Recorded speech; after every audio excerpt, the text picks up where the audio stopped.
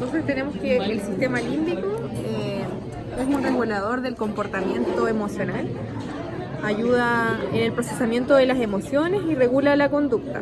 Esas son como sus funciones a grosso modo. Y lo más importante es entender que se relaciona con otras partes del sistema nervioso que ustedes ya vieron. Dentro de ellas, una de las más importantes es el tronco encefálico con sus núcleos. Entonces, por eso es cuando, por ejemplo, uno tiene pena, tiene cara de pena. Y eso es porque el sistema límbico se relaciona con los núcleos de los pares craneales y haciendo que el tronco sea como un efector del sistema límbico de las emociones. Entonces, tenemos eso ya, la cara de pena, tenemos la dilatación pupilar que también tiene que ver con núcleos que están ahí en el tronco encefálico, también el llanto con el núcleo lágrimo muconasal que también está en el tronco, también por ejemplo cuando con la piloerección también tiene que ver con núcleos que están en el tronco encefálico y que tienen que ver con las emociones, como cuando uno escucha una canción, cosas así. Ya. Como dice así como sí. Eso es porque es un efector del sistema límbico.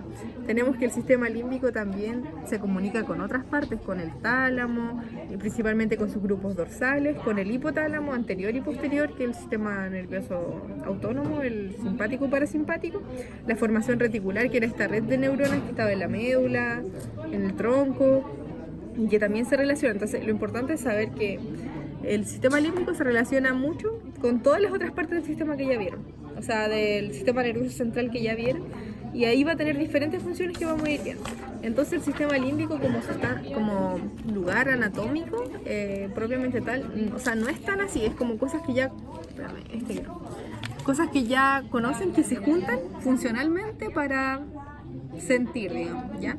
Entonces tenemos que lo dividieron en dos cosas que son el gran lóbulo límbico, el lóbulo límbico de Broca, que tiene tres partes importantes, que es el giro del cíngulo, el istmo del giro del cíngulo y el giro parahipocampal, que está como rodeando al hipocampo.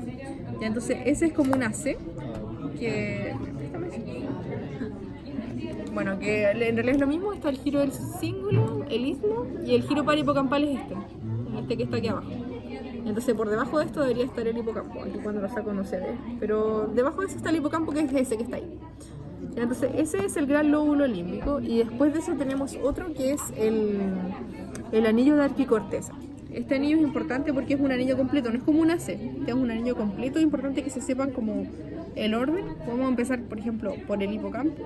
Después del hipocampo tenemos el giro dentado, que es este bordecito dentado.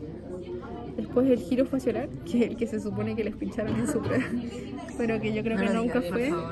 Nosotros por si acaso nosotros le alegamos al profe igual, pero no funcionó.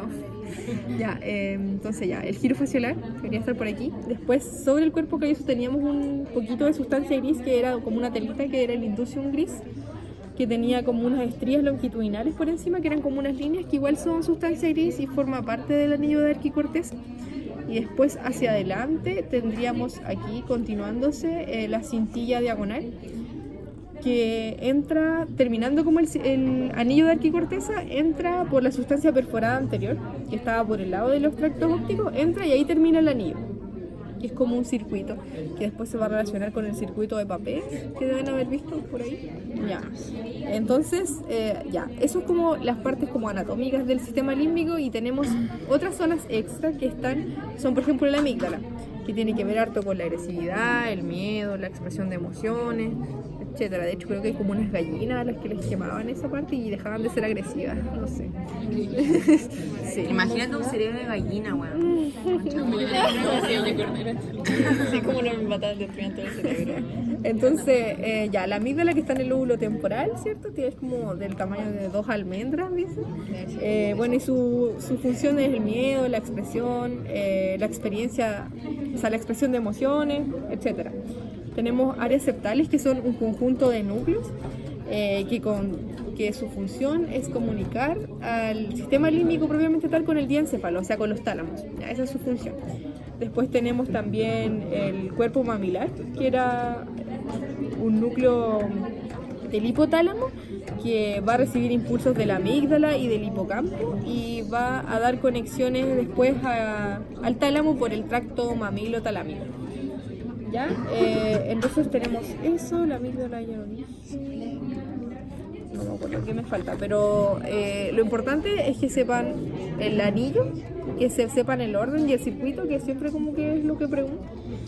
Y entender eso de que el sistema límbico está como relacionado con el tronco encefálico, con el tálamo y esas cosas. Eso no me había aquí en realidad. ¿El anillo cómo se llama? De Arquicorteza. Anillo de Arquicorteza. Sí. ¿Y el ¿Para qué otro? eso? 17.